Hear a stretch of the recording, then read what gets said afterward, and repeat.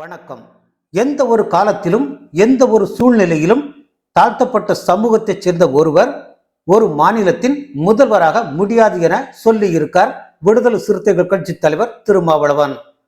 அதாவது திராவிட கட்சிகள் இருக்கும் வரை தமிழகத்தில் தாழ்த்தப்பட்ட சமூகத்தைச் சேர்ந்த ஒருவர் முதல்வராகவே முடியாது என மறைமுகமாக சாடியிருக்கிறார். இந்த பட்டியலை பாருங்கள். இவர்களெல்லாம் தாழ்த்தப்பட்ட சமூகத்தைச் சேர்ந்தவர்களாக இருப்பினும் பிற மாநிலங்களில் முதல்வராக இருந்தவர்கள். திருமாவளவன் தீவிரமாக எதிர்க்கும் இந்துத்துவத்தை ஆதரிக்கும் உத்தரப்பிரதேசத்தில் கூட மாயாவதி முதல்வராக இருந்திருக்காங்க. இப்ப கூட திருமாவளவனோட பரம வைரியான பாஜக தான் தாழ்த்தப்பட்ட சமூகத்தைச் சேர்ந்த ராம்நாத் கோவிந்த ஜனாதிபதியா ஆக்குனாங்க. அதே பாஜக தான் பழங்குடியின பெண்ணான திரௌபதி முர்முவை ஜனாதிபதியா கொண்டு வந்திருக்காங்க. தமிழ்நாட்டில் கூட பெருந்தலைவர் காமராஜர் தனக்கு அடுத்தபடியா கக்கனை மந்திரியா வச்சிருந்தாரு. முன்னாள் முதல்வர் ஜெயலலிதாவும் தனபால சபாநாயகரா ஆக்கி அழகு பார்த்தாங்க.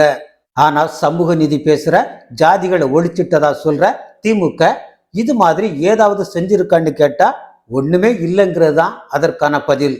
ஒருவேளை தனக்கும் முதல்வரா ஆகணும்னு ஆசை வந்துட்டதால தான் திருமாவளவன் இப்போ இப்படியெல்லாம் சொல்றாரோ என்னவோ தெரியல.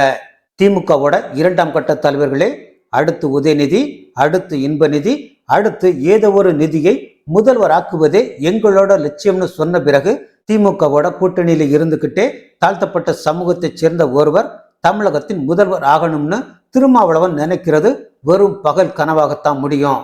வேணும்னா திருமாவளவன் பாஜகவில் சேரலாம், முதல்வராகவும் ஆகலாம், அவ்வளவு ஏன் பிரதமராக கூட வாய்ப்பு வரலாம். ஆனா ஒண்ணு, அங்க போய் சேர்ந்ததுக்கு அப்புறமும் நசுக்கப்பட்டோம் பிதுக்கப்பட்டோம்னு மட்டும் சொல்லிக்கிட்டு அலையக்கூடாது. அவ்வளவுதான். அது வரைக்கும் சிம்மாசனத்துல அமர்றதுக்கு ஆசைப்படலாம். கிடைக்கிறது என்னவோ பிளாஸ்டிக் சேர் தான் என்பதே திருமாவளவன் நிலைமை. நன்றி. எந்த சூழலிலும் எந்த காலத்திலும் ஒரு தலித் ஒரு மாநிலத்தின் முதலமைச்சராக முடியாது.